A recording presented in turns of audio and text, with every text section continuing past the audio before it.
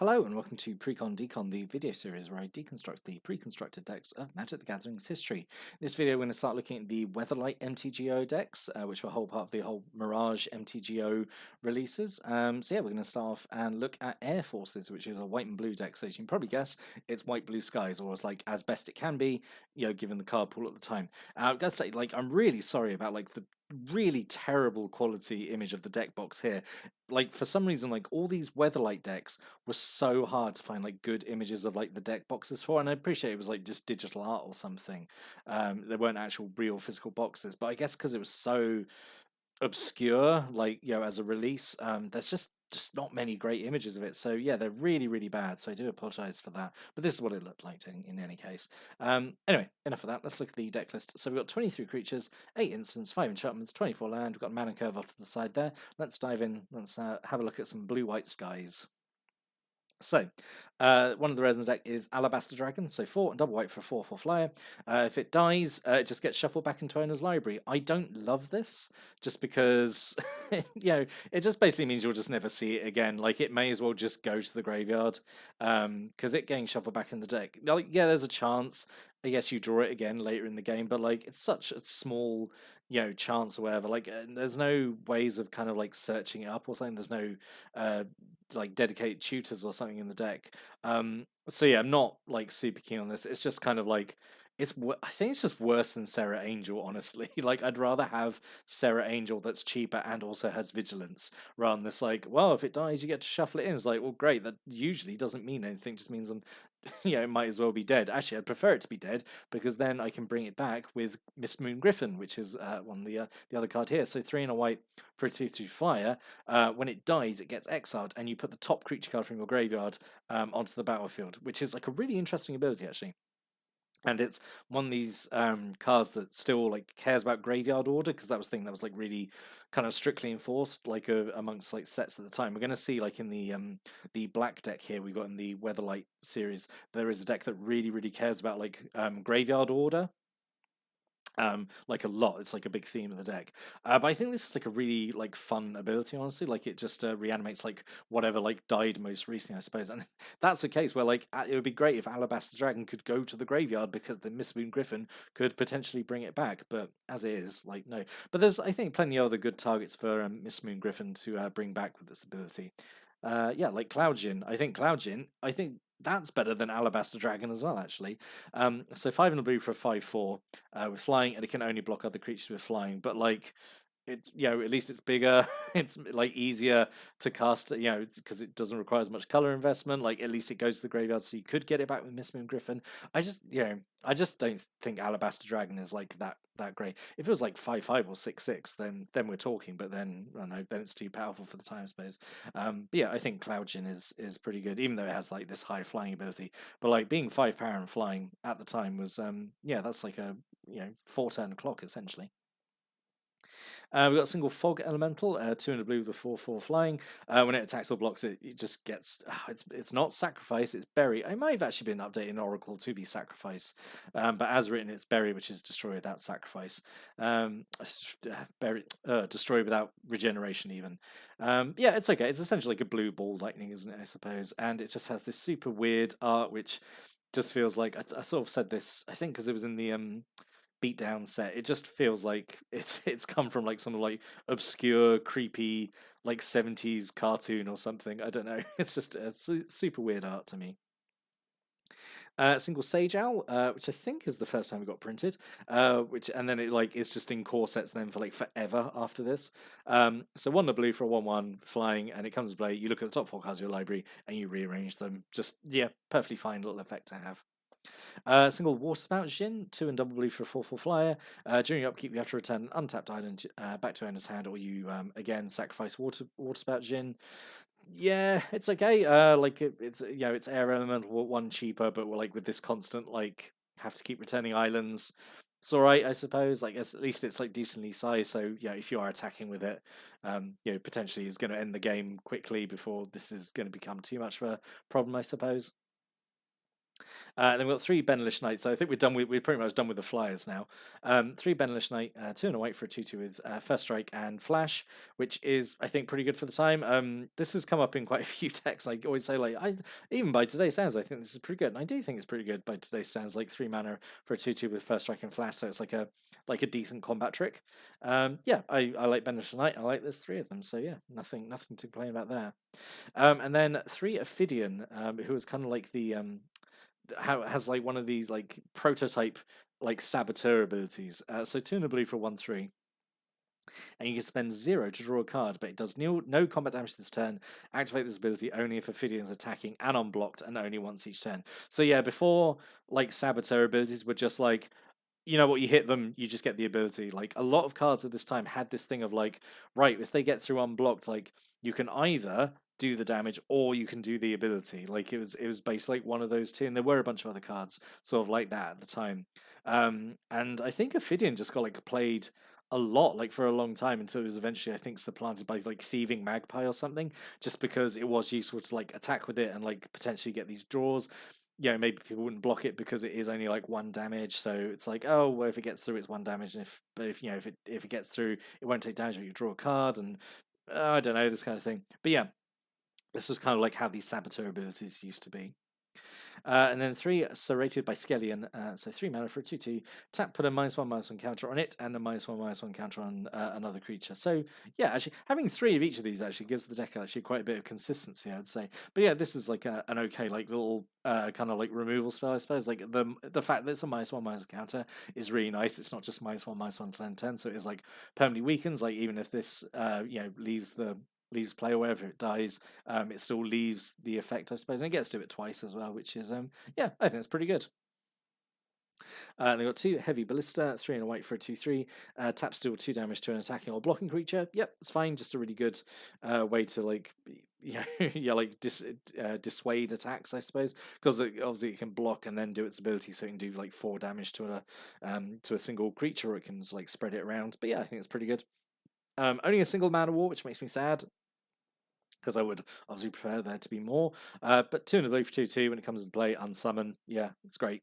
it's still good. Still good, I think.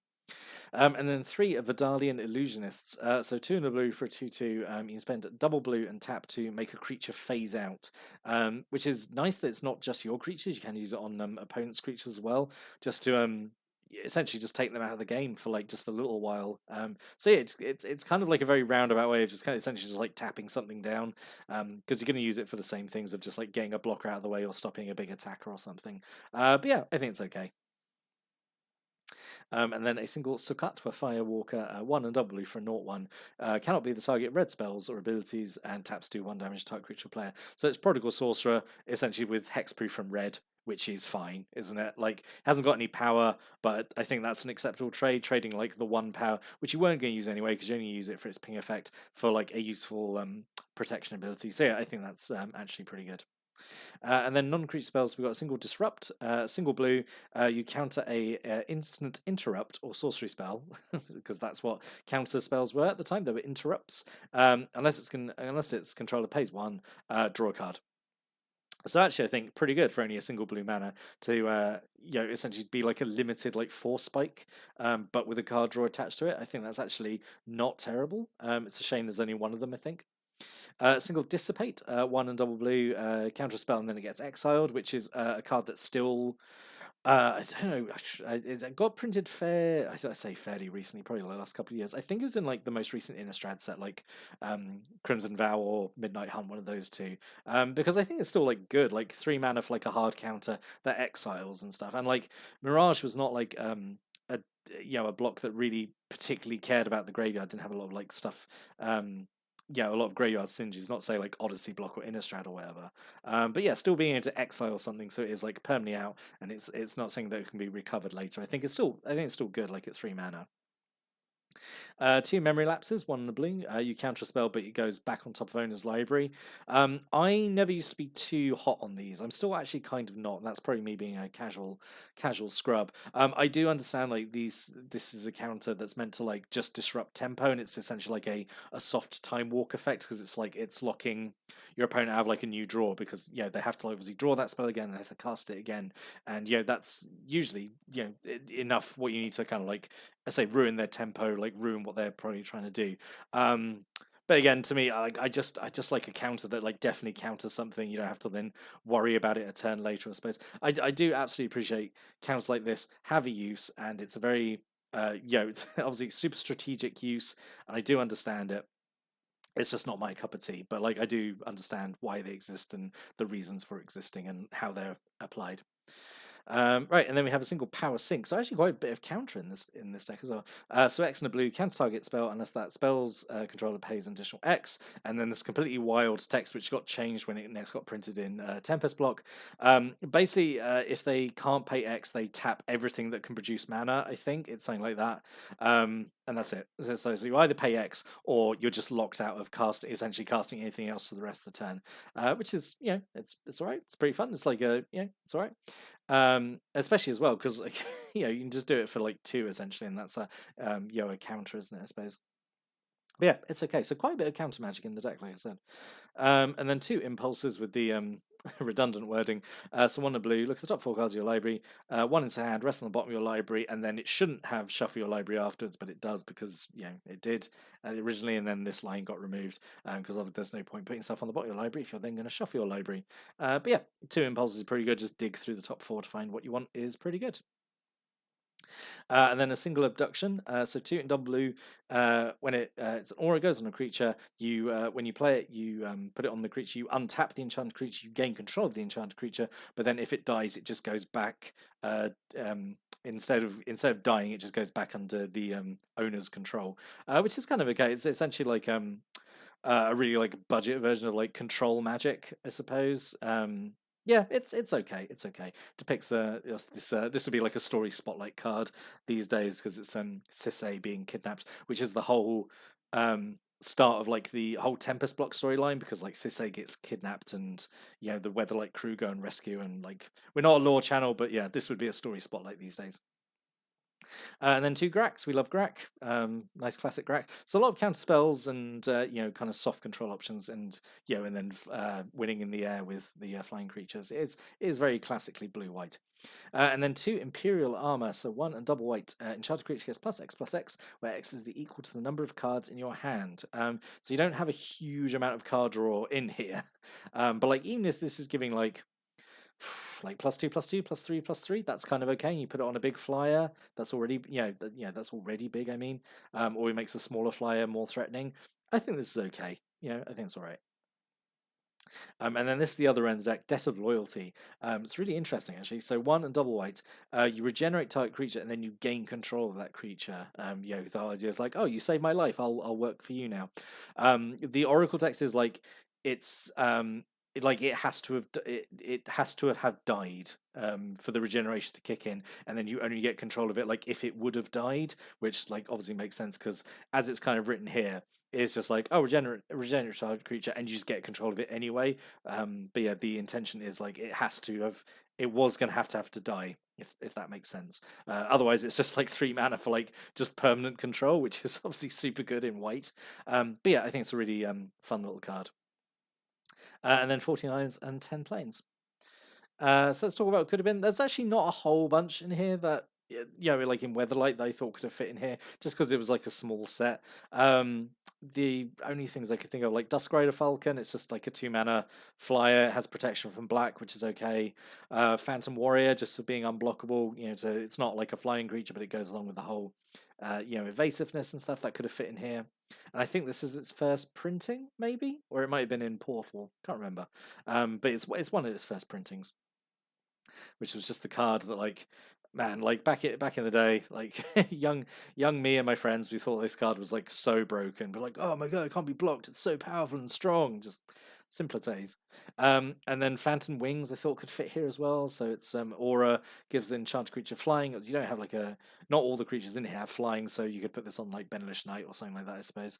And you can sacrifice Phantom Wings to bounce the enchanted creature back to owner's hand. So you could use it on like an opponent's creature as well, as kind of like a very roundabout like sorcery speed bounce spell, but it's mostly here to protect your thing from like removal or something. So that could have fit in here. I'm not like super keen on any of these really. I think what's here is basically like doing the best that it can with what was available.